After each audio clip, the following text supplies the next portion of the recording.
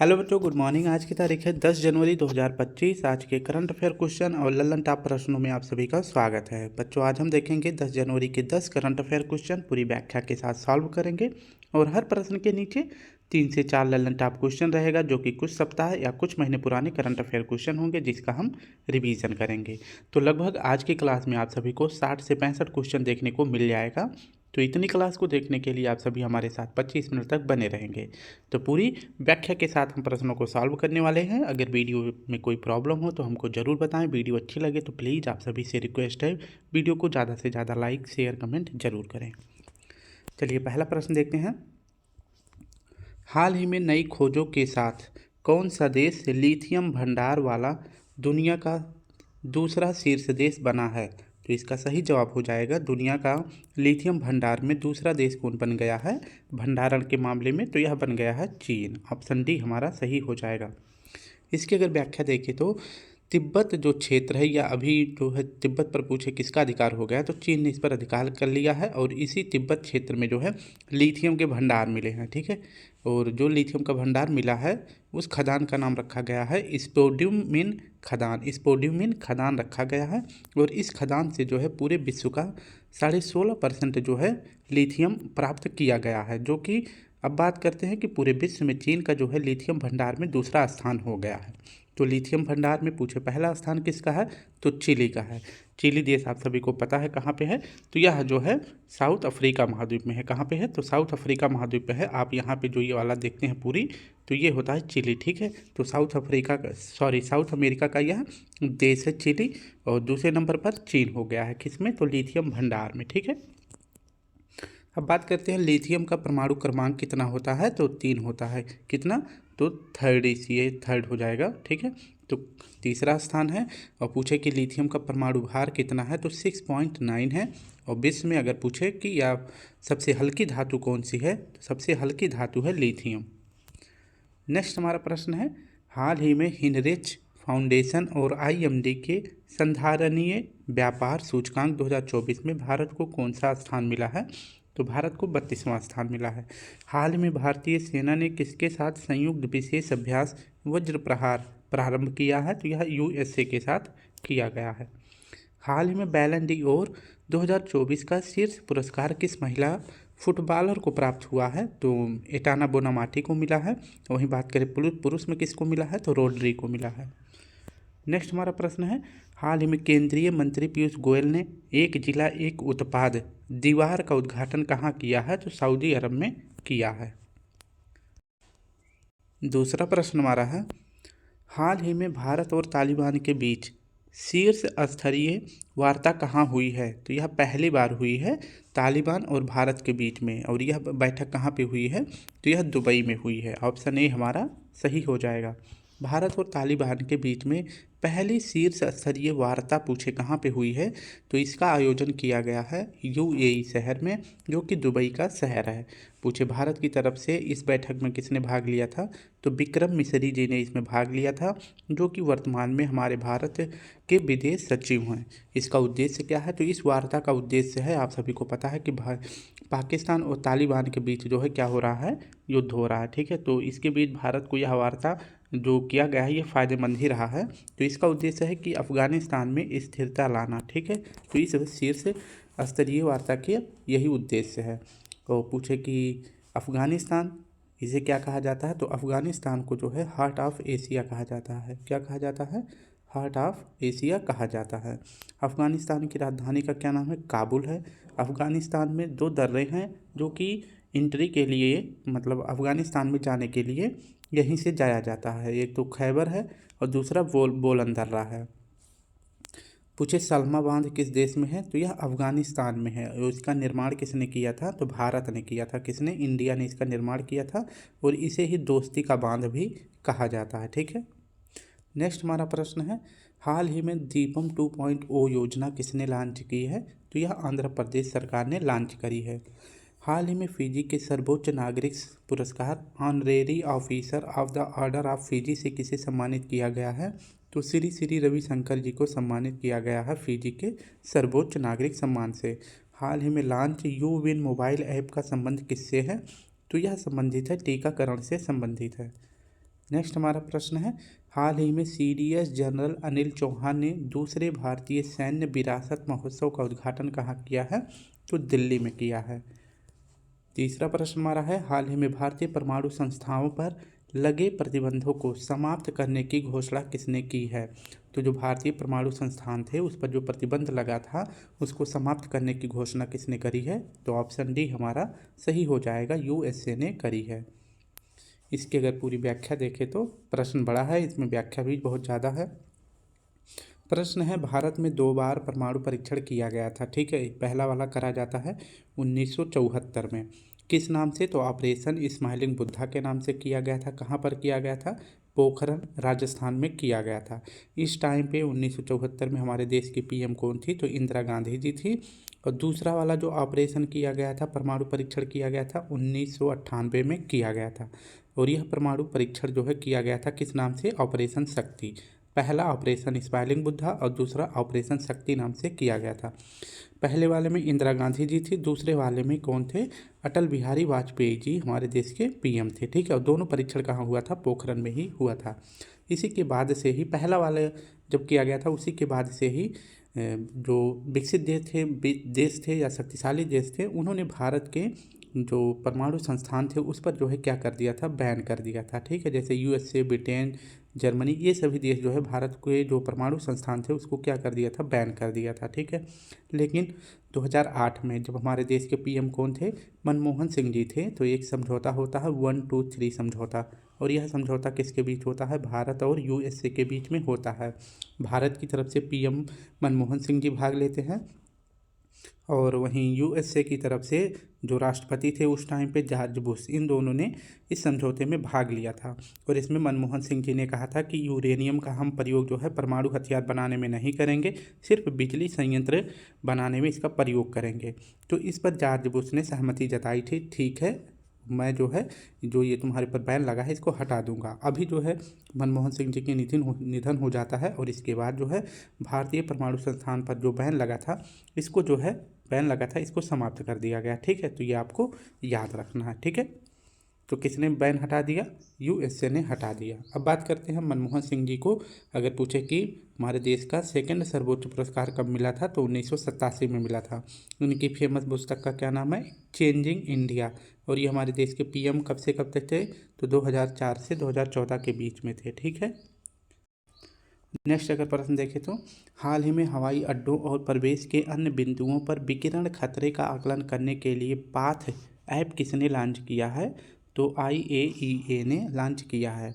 हाल ही में भारत और किस देश ने वर्ष 2026 को संस्कृति, पर्यटन और कृत्रिम बुद्धिमत्ता के वर्ष के रूप में मनाने की घोषणा करी है? तो इंडिया और स्पेन ने करी है।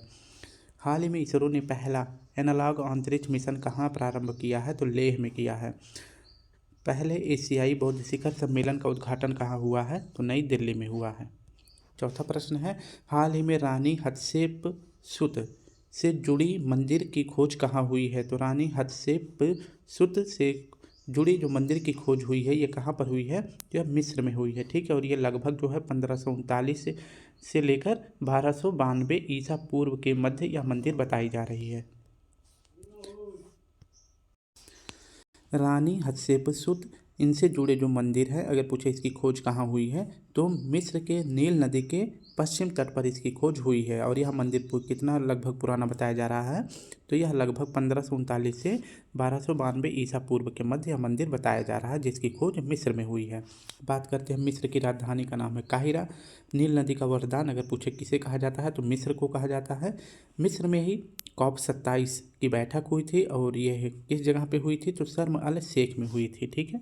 नेक्स्ट प्रश्न है, हाल ही में दिवंगत पूर्व न्यायाधीश KS पुट्टास्वामी का संबंध किससे है? तो ये निजता के अधिकार से संबंधित है। हाल ही में किस देश के माउंट लेबो टोकी लाकी ज्वालामुखी में विस्फोट हुआ है? तो यह इंडोनेशिया का ज्वालामुखी है। हाल ही में दुनिया की सबसे कम उम्र के FIDE शतरंज खिलाड़ी बनने वाले अनीश सरकार का संबंध किस राज्य से है? तो ये पश्चिम बंगाल से संबंधित है। हाल ही में क्लाउड SE के रिपोर्ट के अनुसार साइबर हमलों के मामलों में भारत को वैश्विक स्तर पर कौन सा स्थान मिला है? तो दूसरा स्थान मिला है।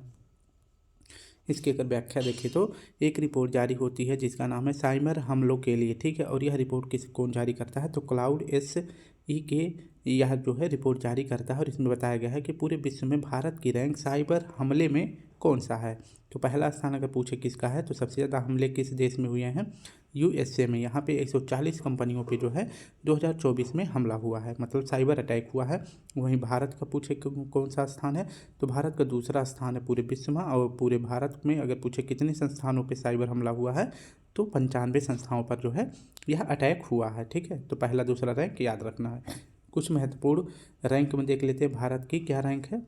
तो साइबर अपराध के मामले में अगर पूछे भारत की रैंक क्या है, तो 10वां नंबर है। भ्रष्टाचार धारणा सूचकांक में 93वां स्थान है। रूल ऑफ लॉ इंडेक्स में 79 रैंक है। और इंटरनेट शटडाउन के मामले में भारत की रैंक है पहली। नेक्स्ट हमारा प्रश्न है, हाल ही में सर्वश्रेष्ठ समुद्री राज्य के पुरस्कार से किसे सम्मानित किया गया है। तो अगर पूछे समुद्री राज्य में सर्वश्रेष्ठ पुरस्कार केरल को मिला है। और वहीं पूछे कि समुद्री केंद्र शासित प्रदेश में सर्वश्रेष्ठ अवार्ड किसे मिला है, तो जम्मू कश्मीर को मिला है, ठीक है। यूटी में जम्मू कश्मीर को मिला है। और वहीं अगर पूछे कि सर्वश्रेष्ठ समुद्री जिला का अवार्ड किसे मिला है, तो कोल्लम को मिला है, कोल्लम जिला को। और यह जिला कहाँ है, केरल में। नेक्स्ट है, हाल ही में सूचना के अधिकार संग्रहालय की आधारशिला कहाँ रखी गई है, तो यह रखी गई है राजस्थान में। हाल ही में मिस ग्रैंड इंटरनेशनल 2024 का खिताब जीतने वाली पहली भारतीय सुंदरी कौन है, तो रेचल गुप्ता हैं। हाल में दुनिया के पहले लकड़ी के उपग्रह लिग्नोसैट को किसने प्रक्षेपित किया है, तो जापान ने किया है। नेक्स्ट हमारा प्रश्न है, हाल ही में 23वां और इस साल का यानी कि 2025 का, ठीक है, तो 2025 का पहला दिव्य कला मेला कहाँ प्रारंभ हुआ है, तो 23वें नंबर का। और 2025 का पहला दिव्य कला मेले का आयोजन कहाँ किया गया है, तो गुजरात के वडोदरा में। कहाँ, गुजरात के वडोदरा में किया गया है, ये आपको याद रखना है। दिव्य कला मेला इस बार का अगर पूछे किस क्रम का है, तो यह 23वें क्रम का है। और 2025 का यह पहला है, ठीक है। बात करते हैं इसका आयोजन कहाँ किया गया है, तो गुजरात में किया गया है। किस स्टेडियम में, तो अकोटा स्टेडियम में किया गया है, जो कि कहाँ है, वडोदरा में। बात करते हैं कि इस बार इसकी थीम क्या रखी गई है, तो वोकल फॉर लोकल इसकी थीम रखी गई है। और इस मेले का आयोजन अगर पूछे कौन करवाता है या कौन सा मंत्रालय करवाता है, तो सामाजिक न्याय और अधिकारिता मंत्रालय करवाता है, ठीक है। और इस मेले का उद्देश्य क्या है, तो दिव्य कला है, यानी कि दिव्यांग व्यक्तियों के जो उत्पादित वस्तुएं हैं उसको बेचने के लिए इस मेले का आयोजन किया जाता है, जिससे दिव्यांग व्यक्तियों के आर्थिक सहयोग किया जा सके और उनको जो है सशक्तिकरण बनाया जा सके, ठीक है। नेक्स्ट बात कर लेते हैं कि सूरजकुंड मेले का आयोजन हमेशा कहाँ होता है, तो फरीदाबाद में होता है। और यह कहाँ है, हरियाणा में, ठीक है। नेक्स्ट हमारा सबसे बड़ा पशु मेला कहाँ लगता है, तो यह सोनपुर में लगता है। यह स्थान कहाँ है, बिहार में है। नेक्स्ट हमारा है, हाल ही में कुकरेल नाइट सफारी पार्क और चिड़ियाघर कहाँ स्थापित करने की घोषणा हुई है, तो उत्तर प्रदेश में हुई है। नेक्स्ट हमारा प्रश्न है, हाल ही में USA के 47वें राष्ट्रपति का चुनाव किसने जीता है, तो डोनाल्ड ट्रंप जीते हैं। और ये 20 जनवरी को शपथ लेंगे। अक्टूबर 2024 के हेनले पासपोर्ट इंडेक्स 2024 में भारत को कौन सा स्थान मिला है, तो 83वां स्थान मिला है। 7वां प्रश्न हमारा है, हाल ही में दिवंगत पूर्व राज्यसभा सदस्य प्रीतिश नंदी कौन थे, तो ये वरिष्ठ पत्रकार थे। इनके बारे में पूरी व्याख्या देखें तो प्रीति नंदी, इनका जन्म अगर पूछे कहाँ हुआ था, तो भागलपुर बिहार में हुआ था। भागलपुर की एक फेमस पेंटिंग है, उसका नाम बताना है आप सभी को। तो इनके बारे में देखते हैं। प्रीति नंदी ये पत्रकार थे, फिल्म निर्माता और राज्यसभा सदस्य भी थे। और इनकी जो फेमस कविता है इसका नाम है कलकत्ता अगर तुम मुझे निर्वासित कर दो, यह इनकी कविता है। इनका फिल्म है चमेली और प्यार के साइड इफ़ेक्ट, ये इनके मूवी का नाम है। और अगर पूछे कि इन्होंने किस NGO की स्थापना करी थी, तो इन्होंने NGO की स्थापना करी थी पीपल फॉर एनिमल, ठीक है। तो भारत में जानवरों के लिए तैयार किया गया या फिर बनाया गया पहला NGO जानवरों के लिए कौन था, तो पीपल फॉर एनिमल था, जिसकी स्थापना करी गई थी प्रीतिश नंदी जी के द्वारा, ठीक है। बात करते हैं कि जो भागलपुर का मैंने पूछा था फेमस पेंटिंग का क्या नाम है, तो मंजूषा कला पेंटिंग है, ये आपको याद रखना है। और वहीं बात करें कि मधुबनी पेंटिंग किस जिला का है, तो ये बिहार के मिथिला जिला का है, ठीक है। नेक्स्ट हमारा प्रश्न है, भारत के पहले संविधान संग्रहालय का उद्घाटन कहाँ हुआ है, तो यह OP जिंदल यूनिवर्सिटी सोनीपत हरियाणा में हुआ है। हाल ही में दिवंगत मशहूर लोक गायिका शारदा सिन्हा का संबंध किससे था, तो ये भोजपुरी की फेमस सिंगर थी और इनका भी संबंध बिहार से है। हाल ही में पहली बार विश्व मुक्केबाजी महासंघ का सुपर फेदर वेट विश्व खिताब किसने जीता है, तो मनदीप जागड़ा जी ने जीता है। हाल ही में चर्चा में रही पुस्तक स्पीकिंग विद नेचर का संबंध किससे है? तो यह पुस्तक है रामचंद्र गुहा जी की। नेक्स्ट हमारा प्रश्न है 8वां। हाल ही में अनाहत सिंह ने अंडर-17 जूनियर स्क्वैश ओपन 2025 कहाँ जीता है? तो यह ब्रिटेन में जीता है। ठीक है, इसका आयोजन कहाँ किया गया था? ब्रिटेन में। तो अंडर-17 जूनियर स्क्वैश ओपन 2025 इसका आयोजन किया गया था बर्मिंघम, ब्रिटेन में इसका आयोजन किया गया था। इसको जीता किसने है? तो तीसरी बार इसको जो है अनाहत सिंह जी ने जीत लिया है। इन्होंने किसको हराया है, या कहे तो विजेता कौन बनी है? तो मलिका बनी है, और ये मिस्र की हैं। ठीक है, तो अगर आप सभी से प्रश्न पूछे कि अनाहत सिंह का संबंध किस खेल से है, तो ये स्क्वैश के खिलाड़ी हैं। नेक्स्ट बात कर लेते हैं कि 2022 में राष्ट्रमंडल का खेल कहाँ आयोजित किया गया था? तो बर्मिंघम में किया गया था, और यह शहर कहाँ है? ब्रिटेन में। और 2026 वाला कहाँ पे होना था राष्ट्रमंडल खेल? तो यह ऑस्ट्रेलिया में होना था, लेकिन ऑस्ट्रेलिया ने मना कर दिया। तो अब कहाँ पे होगा? तो यह ग्लासगो, स्कॉटलैंड में इसका आयोजन किया जाएगा। हाल ही में बिली जीन किंग कप 2024 का खिताब किसने जीता है? तो इटली ने जीता। ठीक है, और यह पूछे कि बिली जीन किंग कप किस खेल से संबंधित कप है? तो यह टेनिस से संबंधित है। और उपविजेता कौन बना है? स्लोवाकिया बना है। खेलो इंडिया यूथ गेम्स और खेलो इंडिया पैरा गेम्स, इन दोनों खेलों का आयोजन अगर पूछे किस राज्य में किया जाएगा इस बार, तो यह बिहार में किया जाएगा। कहाँ पर? बिहार में किया जाएगा। नेक्स्ट हमारा प्रश्न है, हाल ही में न्यूट्रिनो का अध्ययन करने के लिए चर्चा में रहे जूनो वेधशाला का संबंध किससे है? तो यह वेधशाला चीन का है। नेक्स्ट प्रश्न है, हाल ही में पर्यावरण जहाज सूचकांक में शामिल होने वाला भारत का पहला बंदरगाह कौन सा है? तो मोरमुगांव बंदरगाह है, और यह किस राज्य में है? तो यह गोवा में है। हाल ही में सदर सम्मेलन को किसने राज्य उत्सव घोषित किया है? तो तेलंगाना ने घोषित करा है। 9वां प्रश्न हमारा है, हाल ही में ऑनलाइन वन्यजीव अपराध संबंधी FIR दर्ज करने के लिए गरुड़ाक्षी पोर्टल किसने लॉन्च किया है?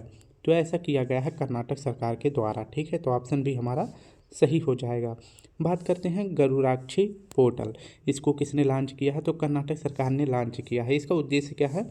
इसका उद्देश्य है कि जो भी वन्यजीव अपराध होंगे उसको ऑनलाइन जो है FIR दर्ज कराया जा सकता है। ठीक है, जैसे मान लीजिए कि जंगल है, उसको उसमें कोई पेड़ काट रहा है, ठीक है, लकड़ियाँ उसकी काटी जा रही हैं, या फिर कोई जानवर है उसको मार दिया जा रहा है, तो कोई व्यक्ति अगर उसको देखता है तो उसकी शिकायत जो है ऑनलाइन FIR कर सकता है। ठीक है, तो इस प्रकार का पोर्टल का नाम है गरुड़ाक्षी पोर्टल। किसने लॉन्च किया है? तो कर्नाटक सरकार ने। एक और एप्लीकेशन मतलब ऐप लॉन्च किया गया है जिसका नाम है ship air app. Ship air app अगर पूछे किसने लॉन्च किया है, तो सिप्ला कंपनी ने लॉन्च किया है। और इसका उद्देश्य क्या है? तो इसका उद्देश्य है अस्थमा या दमा की जांच करने के लिए लॉन्च किया गया है। ठीक है, नेक्स्ट अगर प्रश्न की बात करते हैं, कुछ महत्वपूर्ण पोर्टल देख लेते हैं। जैसे शेरनी पोर्टल, ये इसको किसने लॉन्च किया है? तो यूनिवर्सिटी ग्रैंड कमीशन यानी UGC ने लॉन्च किया है।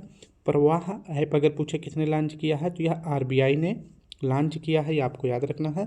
और लोकपथ ऐप जो है सड़कों पर जो गड्ढे हैं उसको भरने के लिए एक ऐप लॉन्च किया गया है मध्य प्रदेश सरकार के द्वारा। और जो भारत में 3 नए कानून की शुरुआत करी गई है, इसकी जानकारी देने के लिए संज्ञान ऐप अगर पूछे किसने लॉन्च किया है, तो रेलवे प्रोटेक्शन फोर्स यानी RPF ने लॉन्च किया है। सॉरी। नेक्स्ट अगर प्रश्न की बात करते हैं कि हाल ही में राष्ट्रीय शैक्षिक सम्मेलन ज्ञान कुंभ कहाँ प्रारंभ हुआ है? तो पुडुचेरी में हुआ है।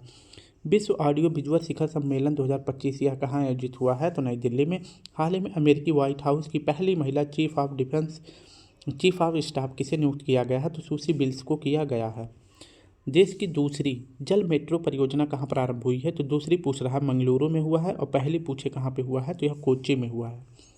नेक्स्ट हमारा प्रश्न है आज का आखिरी प्रश्न, हाल ही में चर्चा में रही हाउ इंडिया स्केल्ड MTG20 पुस्तक का संबंध किससे है? तो यह पुस्तक अगर पूछे किसकी है, तो यह पुस्तक है अमिताभ कांत जी की। ऑप्शन ए हमारा सही हो जाएगा।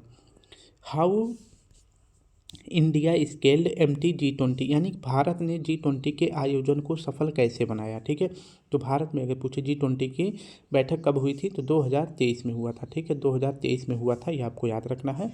और यह पुस्तक अगर पूछे किसकी है, तो यह अमिताभ कांत जी की है। ठीक है, जो कि हमारे 2023 के G20 बैठक में शेरपा कौन बनाए गए थे, यानी कि मोदी जी के साथ साथ कौन चल रहे थे? तो अमिताभ कांत जी चल रहे थे। ठीक है, तो इन्होंने ही एक पुस्तक लिखा है जिसका नाम है हाउ इंडिया स्केल्ड MTG20। ठीक है, तो ये आपको याद रखना है। ठीक है, अगर बात करते हैं ये जो है उस टाइम पे हमारे देश के CEO थे, किसके, तो नीति आयोग के CEO थे, ठीक है, कौन, अमिताभ कांत जी थे। और इनकी एक पुस्तक का और नाम है जिसका नाम है मेक इन इंडिया, ठीक है, तो ये भी इनकी फेमस पुस्तक है।